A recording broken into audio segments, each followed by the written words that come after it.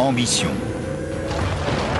conquête, désir, meurtre et une suprématie technologique absolue.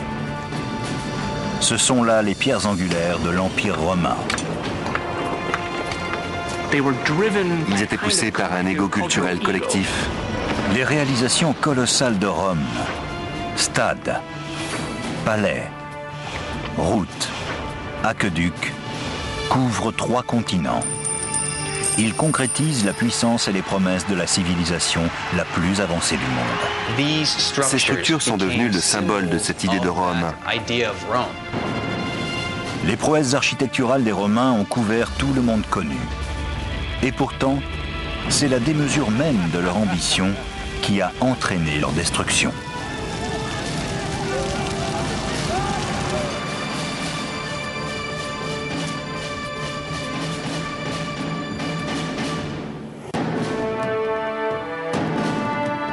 À la fin du 1er siècle de notre ère, l'Empire romain s'étend de la Grande-Bretagne à l'Égypte et du Portugal à la Perse.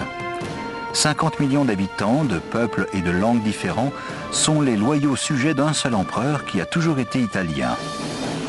Mais en 98, un étranger accède au trône. Il se nomme Trajan. C'est un guerrier ambitieux venu de la province d'Espagne et dont les triomphes sur les champs de bataille ont attiré l'attention du vieil empereur Nerva. Sans enfant, ce dernier l'a adopté et en a fait son héritier.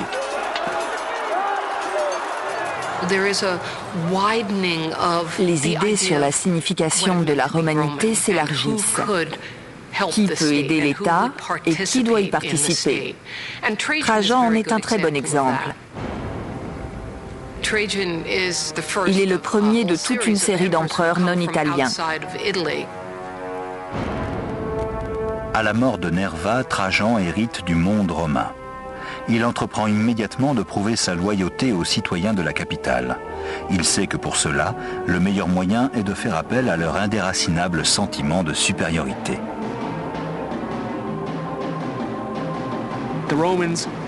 Les Romains voyaient grand. La démesure de leur empire, de leur architecture et des ambitions de leurs dirigeants doit nous servir de point de repère pour définir la romanité. Ils étaient poussés par une sorte d'ego culturel collectif. Trajan lance une vaste campagne de grands travaux qui démarre par les infrastructures de l'Empire. Il fait réparer des routes, des ports et des bâtiments publics qui en ont un urgent besoin. Il ordonne la construction d'un des derniers grands aqueducs et fait bâtir de nouveaux bains publics sur les vestiges de la maison dorée de Néron.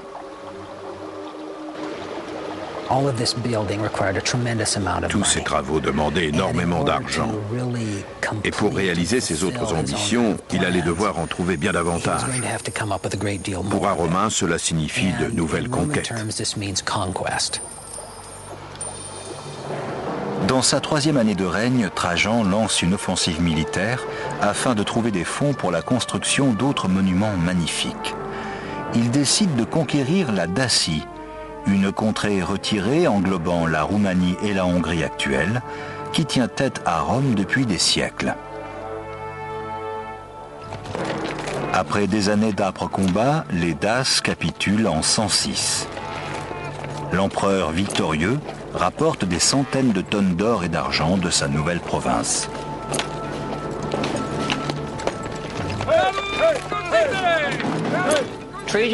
Trajan est l'empereur qui a le plus repoussé les frontières de l'Empire.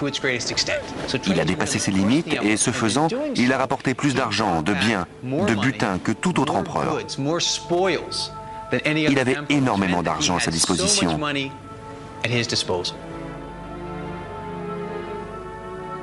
La nouvelle capitale s'étendra sur un espace gigantesque afin de faciliter la circulation du centre-ville congestionné de Rome.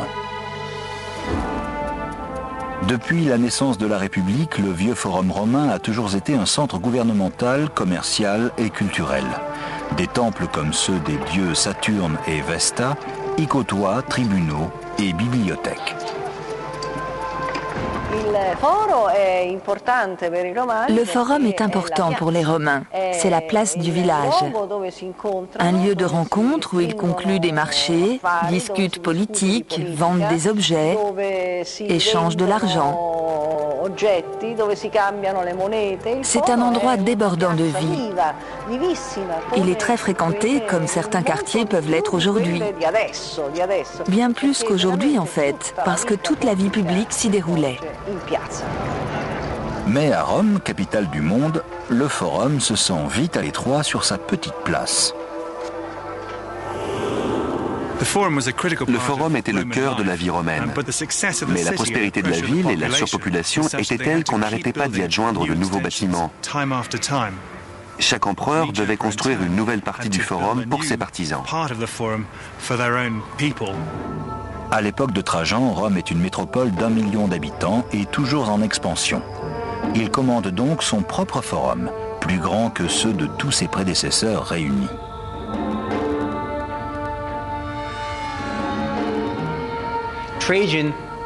Non seulement Trajan avait des fonds inépuisables, mais il pouvait compter sur le talent de ses maîtres d'œuvre. Les maçons, les artisans étaient hors pair. En construction et en création, personne ne les égalait.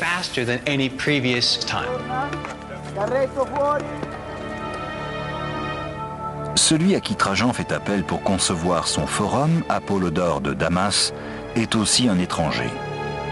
Apollodore est un architecte grec qui a conçu des ponts militaires pour Trajan lors des campagnes contre la Dacie. Durant cette guerre, il a révélé tout son génie d'architecte. Il affronte à présent un nouveau défi, le manque de place pour réaliser le grand rêve de Trajan.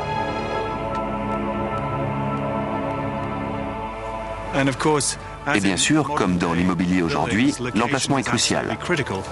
Alors quand un empereur voulait construire à un endroit précis et qu'il fallait araser le site, on le faisait. Pour créer un espace plat assez vaste pour devenir le centre-ville de Rome, Apollodore ordonne à ses ouvriers d'arracher un énorme pan de la colline du Quirinal adjacente à l'ancien forum. Nous sommes 1800 ans avant la dynamite. Les Romains devaient accomplir des prouesses de terrassement à la main. Grâce à la force de dizaines de milliers d'ouvriers travaillant 24 heures sur 24 avec des pelles et des pioches.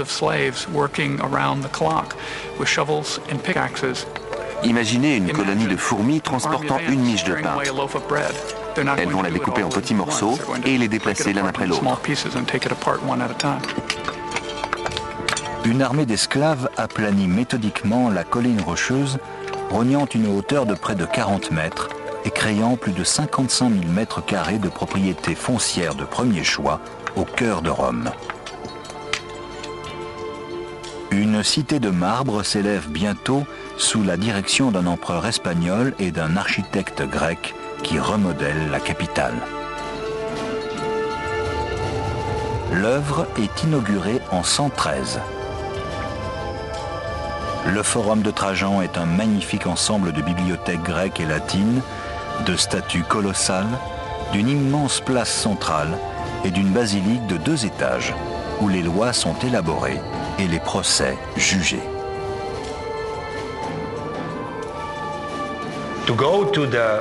Pénétrer dans le Forum de Trajan devait être une expérience impressionnante pour les Romains. On entre d'abord dans la basilique, la plus grande jamais construite à Rome. Elle est revêtue de marbre, inondée de lumière. Ensuite, on arrive sur la place, où l'on découvre la monumentale statue équestre de Trajan. Ça devait vraiment être imposant. Culminant à 40 mètres au-dessus des nouveaux bâtiments, se dresse la colonne Trajane, que l'on peut encore admirer aujourd'hui.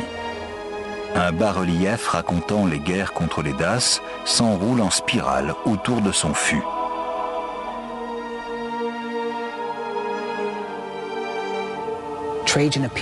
Trajan apparaît absolument partout, impliqué à tous les niveaux de la campagne, depuis les débuts de la planification jusqu'à la victoire finale. Sous cet aspect, la colonne sert de film de propagande. La hauteur exacte de la colonne cache une signification plus subtile. La hauteur de la colonne, 40 mètres, y compris le socle et la statue au sommet, représente la portion du Quirinal qui a été excavée pour construire le forum. Elle est non seulement le symbole des batailles de Trajan, mais aussi de celle d'Apollodore qui a déblayé le terrain pour créer cet espace urbain monumental. Le forum de Trajan survivra 700 ans. Il sera presque entièrement détruit par un tremblement de terre au IXe siècle. Mais ces vestiges, le vaste ensemble des marchés de Trajan, ne laissent aucun doute sur sa taille impressionnante. Pour consolider la colline qu'il a creusée, Apollodore crée une galerie marchande de 6 étages, directement dans son flanc. Ingénieusement, les 3 premiers niveaux sont en hémicycle, une structure semi-circulaire avec de longs couloirs incurvés percés de magasins.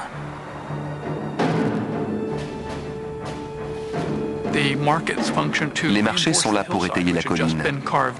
Et ce n'est sûrement pas par hasard qu'on a utilisé une structure concave beaucoup plus solide. C'est comme une arche tournée sur le côté pour résister à la pression de la colline qui est derrière. Au-dessus de l'hémicycle s'élèvent 3 étages de boutiques et de magasins, dont certains sur 3 niveaux. Les marchés de Trajan abritent 150 boutiques qui fournissent de tout, depuis les chaussures jusqu'aux objets d'art.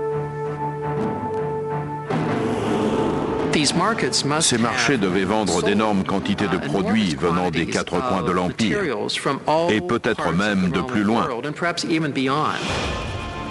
Si le forum de Trajan, juste à côté, est un luxueux paradis réservé à l'élite, ces marchés sont conçus comme une rue commerçante populaire.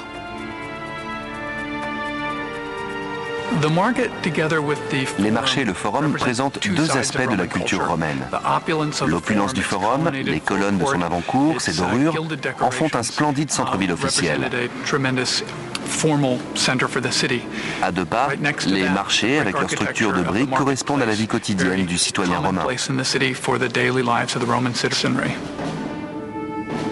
Trajan, par son œuvre architecturale et ses conquêtes, est un des empereurs les plus populaires de l'histoire de Rome. C'était un grand bâtisseur et un grand stratège. Comme Auguste, il a assuré une période de paix et de calme. C'était très important pour l'Empire.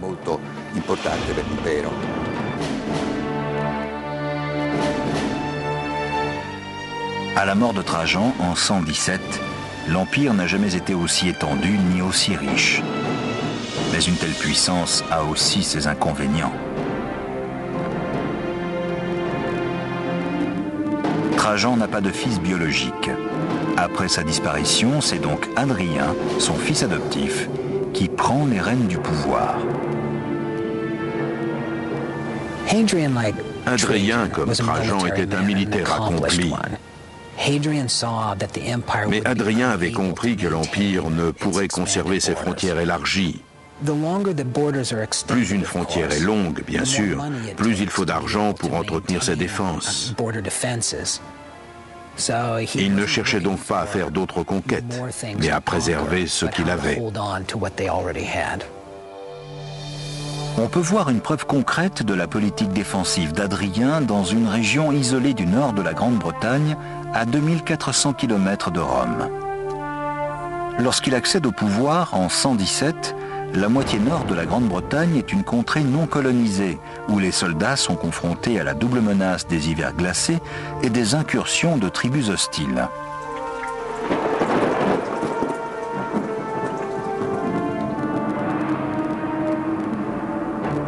En 122, Hadrien part en tournée d'inspection sur la frontière. L'empereur comprend vite que la seule façon de soumettre la Grande-Bretagne est de soumettre d'abord ses propres soldats.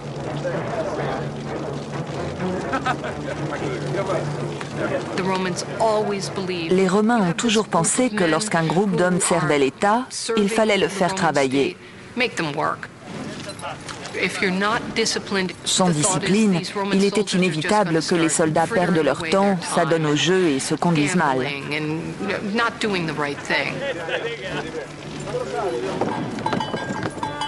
Adrien met ses légions au travail sur les fortifications les plus colossales jamais conçues par un Romain.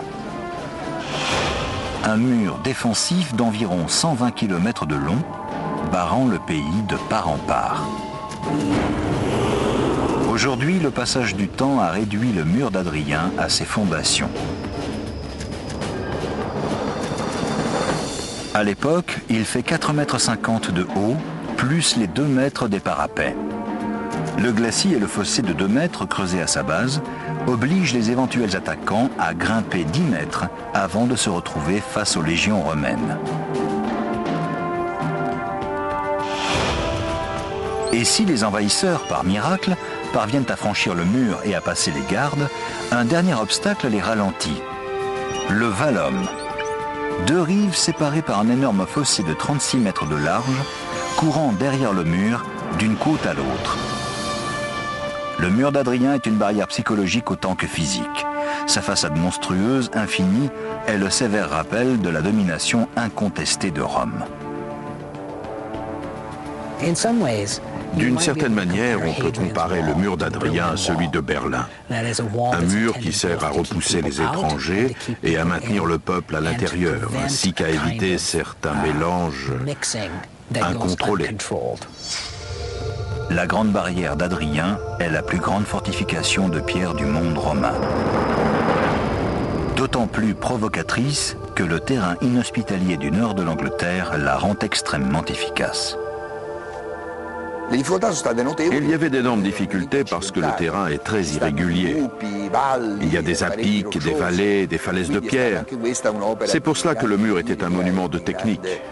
De plus, il était très utile, très pratique, car il permettait de réduire le nombre de garnisons défendant la frontière.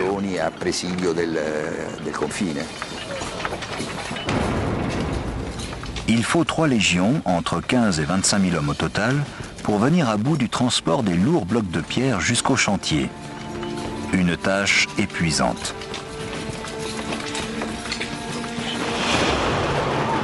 Mais le mur n'est qu'un des éléments de la fortification. Tous les 1000 Romains, soit environ 1500 mètres, un poste de garde pouvant abriter jusqu'à 60 soldats est construit dans la muraille.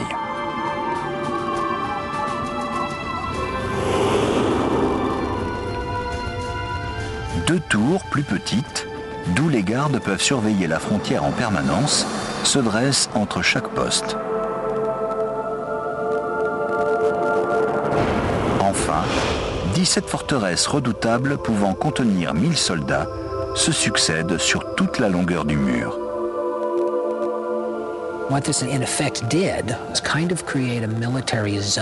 Cette zone militaire a permis aux Romains de maintenir une garnison suffisante pour sortir en force, patrouiller le long de la frontière et entretenir le mur, tout en conservant une présence militaire efficace et intimidante. Chaque forteresse couvre une superficie d'1 à 2 hectares et comporte une grande salle, un temple, des baraquements, un hôpital et des thermes. Tout ce qu'il faut pour soutenir une armée. Des villes surgissent au pied des forts. Elles satisfont à la demande constante de vivres et d'équipements des légionnaires. Les soldats romains voulaient des chaussures romaines, ils voulaient des aiguilles romaines, ils voulaient tout ce qui était disponible dans le monde romain. Par conséquent, les commerçants, les taverniers, les femmes les ont suivis, ce qui a fini par entraîner un changement radical dans les régions où ils s'installaient. L'immense barrière d'Adrien est achevée en tout juste 5 ans. L'empereur a sécurisé sa frontière nord-ouest, rétabli la discipline dans les rangs et édifié un symbole frappant de la toute-puissance de Rome. En l'an 126, Adrien rentre à Rome. Pendant son absence, ses bâtisseurs ont travaillé sans relâche pour réaliser sa grande vision de la capitale. Adrien voulait laisser sa marque sur Rome. Il voulait ranimer l'esprit du siècle d'Auguste et prouver qu'il pouvait faire mieux. 150 ans auparavant, l'empereur Auguste a trouvé une Rome de briques et laissé une Rome de marbre. Hadrien veut lui aussi léguer un héritage architectural inoubliable.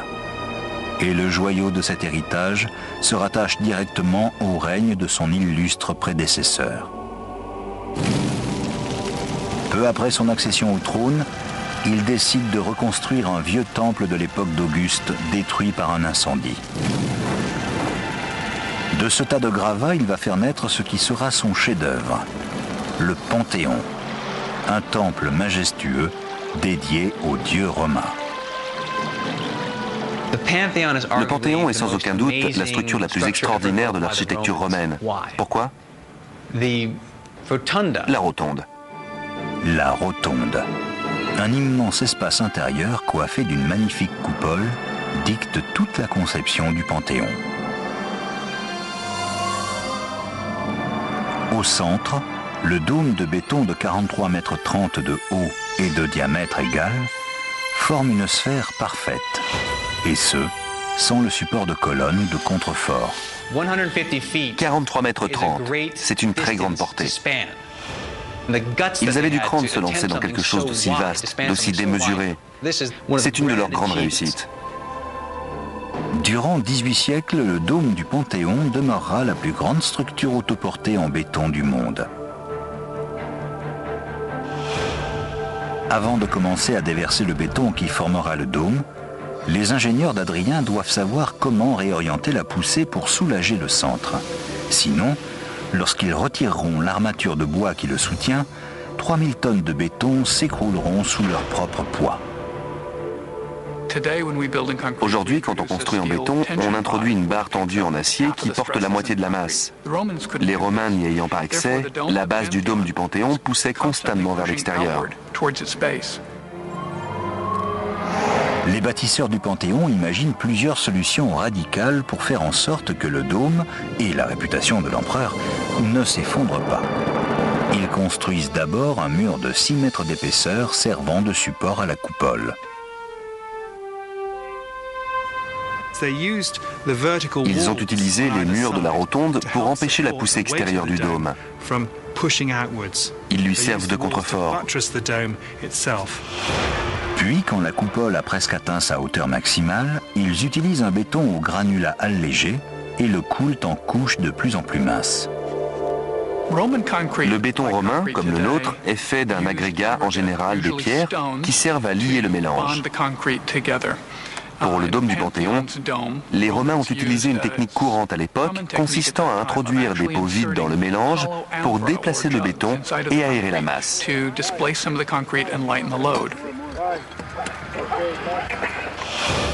Pour rendre la coupole encore plus légère, les ouvriers installent des caissons en stuc dans la voûte. Ils servent un double but.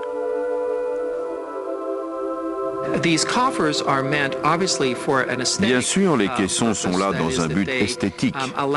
Ils décorent la voûte de la coupole.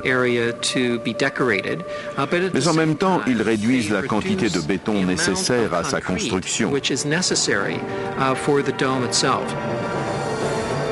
Un dernier élément destiné à alléger la calotte deviendra la caractéristique la plus connue du Panthéon, l'oculus, une ouverture sommitale de 9 mètres de diamètre.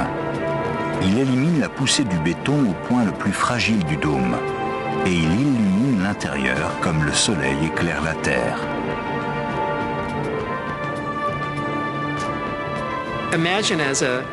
Imaginez que vous soyez un ancien n'ayant jamais pénétré dans ce genre d'espace intérieur, parce qu'il n'existe aucun espace intérieur comme celui-ci.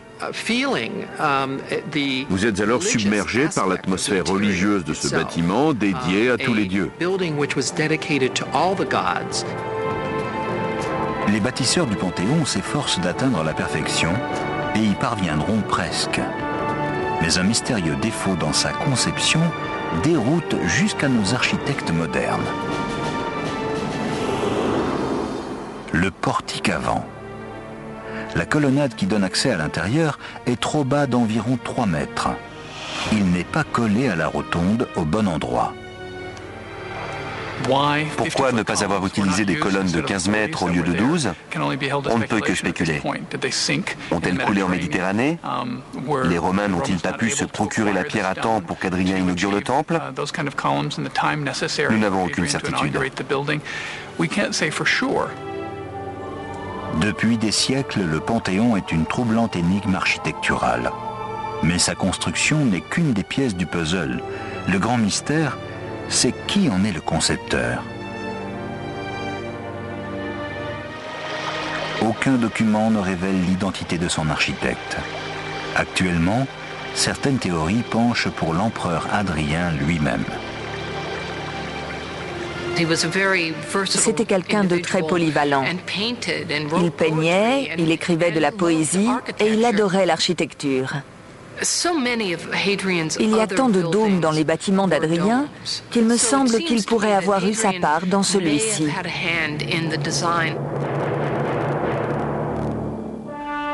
Le génial Apollodore de Damas est un autre candidat possible, lui qui avait créé le monumental forum de Trajan.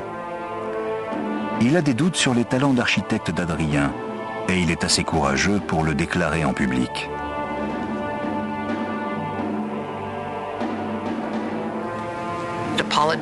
Apollodore s'était moqué d'Hadrien et de ses dômes en forme de citrouille. Le projet avait été confié à Apollodore, mais il refusait de mettre en œuvre certains des changements suggérés par l'empereur. C'est probablement pour cette raison qu'Hadrien l'a fait tuer, ou plutôt l'a forcé à se suicider. En l'an 138, 8 ans après avoir ordonné la mort du plus grand architecte de Rome, Hadrien meurt de mort naturelle à 62 ans. Durant ces 20 ans de règne, jamais on n'a autant bâti de toute l'histoire romaine. À sa disparition, d'un bout à l'autre de l'Empire, ports, temples, ponts et basiliques portent son nom. Il faudra presque un siècle pour qu'un autre empereur ordonne la construction de ce qui sera l'une des dernières grandes réussites techniques de Rome et projette l'Empire dans une spirale d'autodestruction.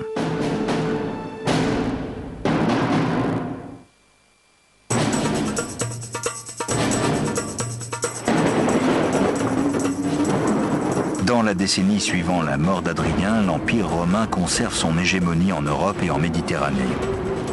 Ses empereurs détiennent l'autorité absolue, ses armées sont toujours invincibles et ses architectes continuent à inspirer une admiration sans borne.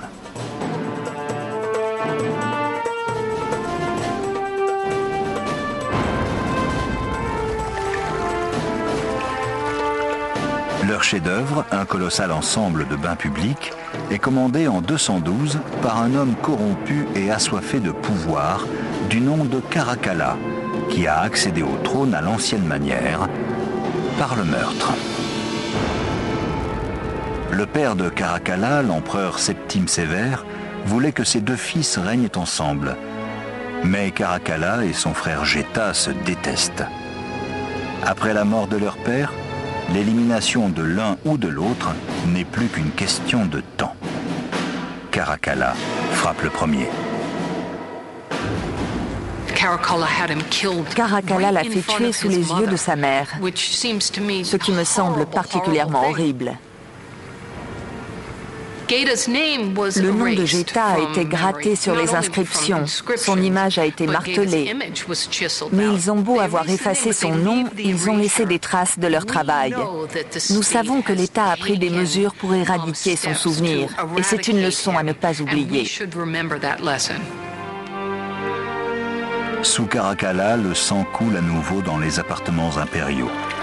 Le pouvoir est retombé entre les mains d'un tyran qui règne par la terreur.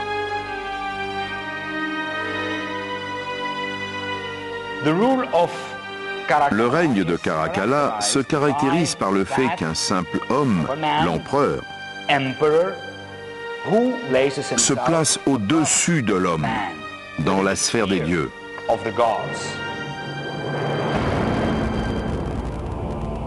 Caracalla veut laisser une œuvre dont la postérité se souviendra rivalisant avec le Colisée de Vespasien, le Forum de Trajan et le Panthéon d'Adrien. Il devait prouver qu'il était digne de la pourpre impériale. Il devait montrer qu'il était meilleur que son père. Le nouvel empereur va tenter de laver ses péchés dans l'eau d'un complexe thermal.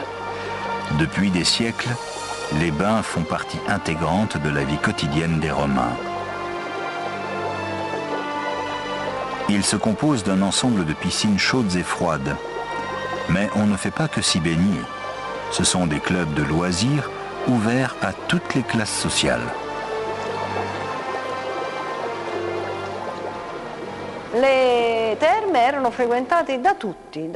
Tout le monde allait au bain public. Les jeunes, les vieux, les riches, les pauvres. Il y avait une grande liberté et une grande promiscuité. Mais pas entre les deux sexes, parce qu'il y avait des heures pour les femmes et d'autres pour les hommes. Les thermes étaient le lieu de rendez-vous de toute la population, parce qu'ils étaient gratuits. Ça ne coûtait rien. Après le travail, on allait passer 2 heures au bain pour se détendre, parler politique, se faire masser, se faire une manucure, une coupe de cheveux. Il y avait des endroits pour faire du sport, de la lutte. Ensuite, bien sûr, on allait dans les piscines, puis dans les salles chaudes pour transpirer un bon coup. On était dans un bâtiment magnifique, aux murs de marbre, décoré de statues. Et tout ça pour le plaisir du Romain moyen. Ce n'était pas réservé aux riches, tout le monde y avait accès. Les projets de bains publics ont toujours eu la faveur des empereurs. Certains, comme Néron, Titus et Trajan, ont déjà créé des thermes extravagants.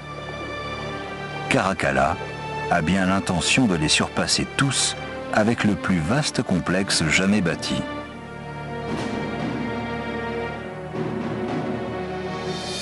Les ruines imposantes que l'on peut voir aujourd'hui prouvent sa réussite. Comme le montrent ces vestiges, il y avait une série de salles immenses avec des piscines de la taille de bassins olympiques, des bains à différentes températures, des salles de bains privées, des endroits où les gens pouvaient se rencontrer et discuter.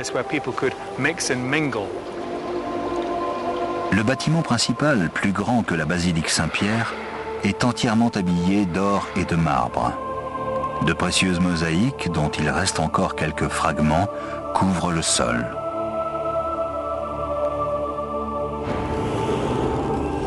Autour de cet édifice central, des espaces à ciel ouvert permettent de pratiquer l'athlétisme. Des bibliothèques, des boutiques, des restaurants et même des maisons closes complètent l'ensemble. Les thermes peuvent facilement accueillir près de 2000 personnes à la fois. C'était une petite ville qui grouillait de monde. Ces pièces gigantesques montrent bien le savoir-faire et le talent de ceux qui les ont construites. Elles surpassent tous les thermes bâtis jusque-là.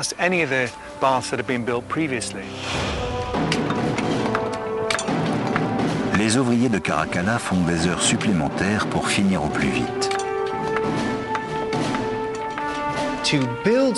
Pour construire en 5 ans des thermes aussi splendides, il a dû falloir entre 5 et 10 000 personnes travaillant chaque jour de ces 5 années. Les bâtiments hors terre ne sont qu'une partie de l'ensemble. Dessous, une canalisation dérivée d'un aqueduc voisin distribue quotidiennement 19 millions de litres d'eau fraîche dans les bassins. Les thermes sont un miracle de génie hydraulique. Le frigidarium, le tepidarium et le caldarium, dont l'atmosphère et les bains sont maintenus à différentes températures, créent une sensation de bien-être chez les habitués. L'eau des piscines chaudes est chauffée dans des chaudières alimentées au charbon de bois. On en compte jusqu'à 50 au sous-sol. Ce plancher forme une véritable frontière séparant les citoyens riches et cultivés du monde souterrain des esclaves et des ouvriers qui peinent dans une chaleur de four pour alimenter les chaudières, asphyxiés par les émanations et la fumée. En haut, dans les salles magnifiquement décorées de marbre et de mosaïques, au plafond peint, on devait se croire au paradis.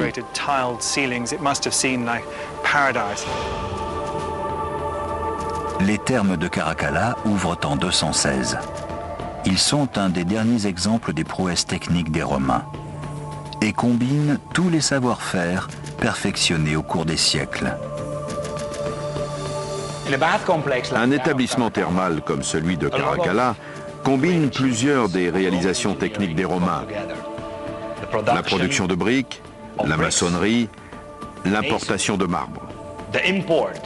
On y retrouve toute leur maîtrise en matière de réseau d'adduction d'eau, d'aqueducs, sans oublier leur système de vidange et d'égout. On y voit aussi leur longue expérience de l'utilisation du béton qui leur permet de créer de vastes espaces couverts de dômes et de voûtes immenses.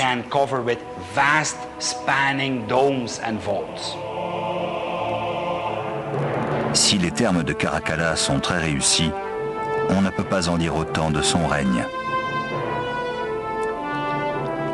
Alors que son projet grandiose vide les caisses de l'État, Caracalla accélère l'hémorragie en tentant à grands frais d'envahir l'Empire parthe et l'Arménie, situés à l'est et échappant au contrôle de Rome depuis Trajan, un siècle plus tôt. Comme Trajan, Caracalla souhaite agrandir les frontières de l'Empire par la conquête, au lieu de quoi il scelle son sort. En 217, après 6 ans de règne, de cruauté et d'intimidation, il est poignardé à mort par un de ses propres gardes au cours d'une incursion militaire à l'est. La même année, un incendie dévastateur ravage le Colisée et l'âme de la capitale.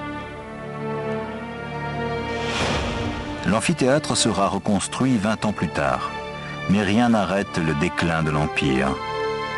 Les jours de gloire d'Auguste, de Vespasien et de Trajan appartiennent au passé et ne reviendront plus. Au cours des 3 siècles suivants, l'Empire qui avait éclairé le monde sombre progressivement dans l'obscurité. Les théories sur les raisons de son déclin sont innombrables. Certains pensent que la métallurgie les a empoisonnés. D'autres blâment la décadence et la consanguinité de la classe supérieure, ou encore l'absence d'armées entraînées, d'où une défense inexistante. L'Empire romain était trop vaste pour être gouverné efficacement et pour qu'il s'y développe un vrai sentiment de communauté. Au 5e et 6e siècle, les tribus germaniques mettent Rome à sac à plusieurs reprises, exigeant de l'or et des terres. En 537, l'une d'elles lui porte un coup fatal en détruisant ses artères vitales, les aqueducs. Sans l'eau courante dont les citoyens ne peuvent plus se passer, l'ancienne grande capitale s'étiole.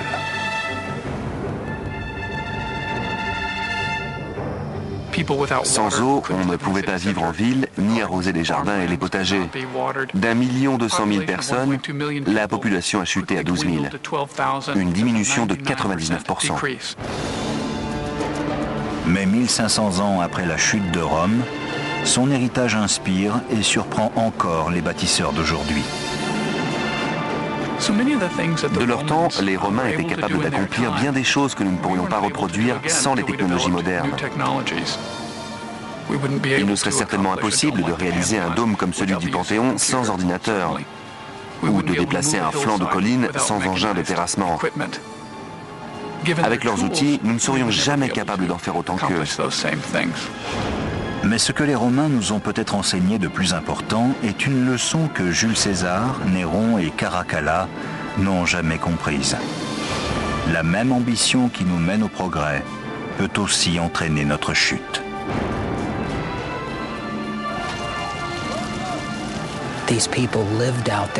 Ils assouvissaient leurs ambitions et leurs appétits de telle manière que nous les admirons, tout en les détestant un peu.